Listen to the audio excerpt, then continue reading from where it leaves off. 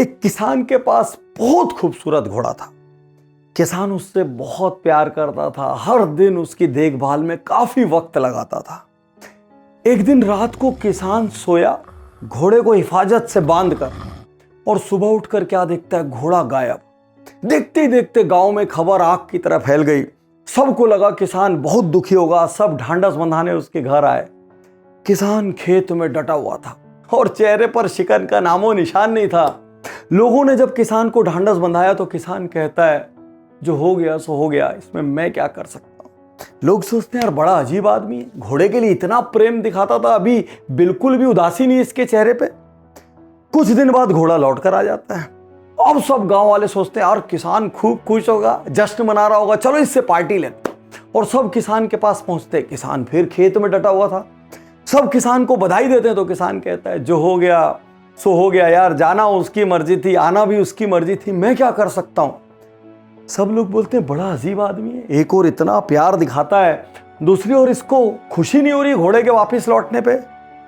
कहानी बहुत ध्यान से सुनना, क्योंकि यदि आपकी जिंदगी में किसी भी किस्म का तनाव है, किसी भी मैग्नीट्यूड का तनाव है, कितना भी पुराना या नया तनाव है, ये कहानी आज आपको रास्ता दिखा सकती है।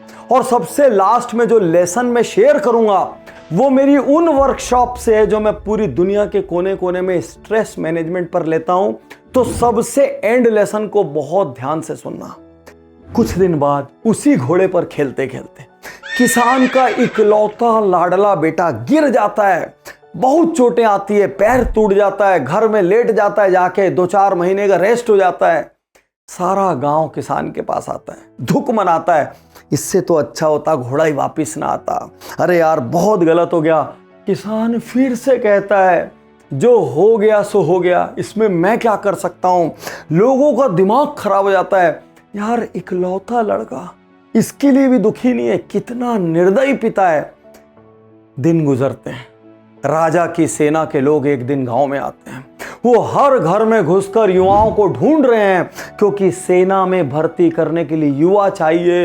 हर घर के बेटे उठा लिए जाते हैं। लेकिन जब वो किसान के घर पहुंचता है, जवान बेटे को देखता है और टूटा हुआ पैर देखता है, तो सेना का जो सिपाही था वो कहता है, यार ये लंगड़ा अपने किस काम आएगा, इसको छोड़ो, और छोड़कर चले जाते हैं। और जब गांव के लोग किसान से कहते हैं, यार तुम तो बड़े भाग्यशाली हो, तुम्हारे बेटे का पैर टूट गया इसलिए वो बच गया, तो किसान जो इतने दिनों से सब देख रहा था, गांव वालों को एक बहुत बड़ा लेसन देता है, जो आपके लिए भी इस वक्त $1 मिलियन लेसन है।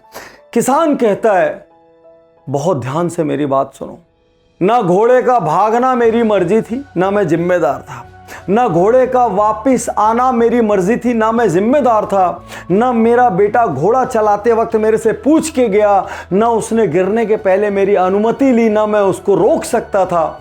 मैं जिंदगी में सिर्फ उन्हीं चीजों पर एनर्जी लगाता हूं जो मेरे कंट्रोल में।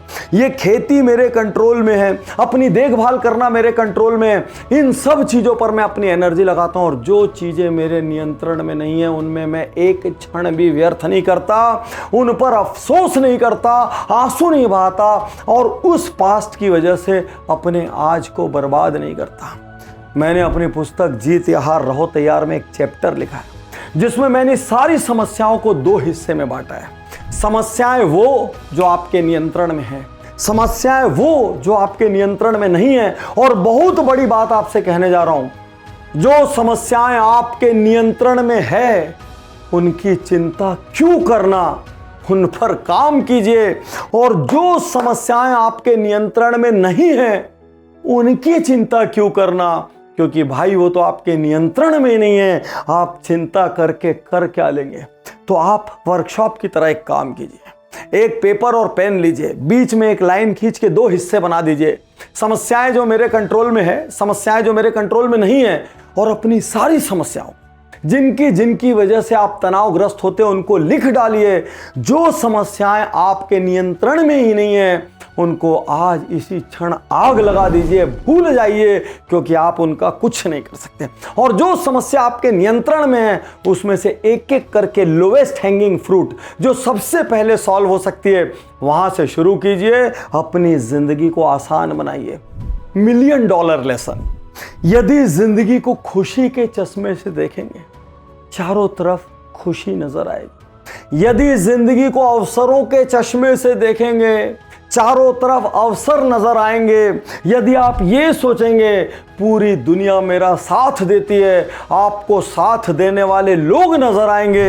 यदि जिंदगी को हताशा के, निराशा के, डिप्रेशन के चश्मे से देखेंगे तो ऐसा लगेगा दुनिया जीने लायक नहीं है, और ऐसे ही लोगों को आप आकर्षित करेंगे। आप क्या करेंगे, चुनाव आपका है।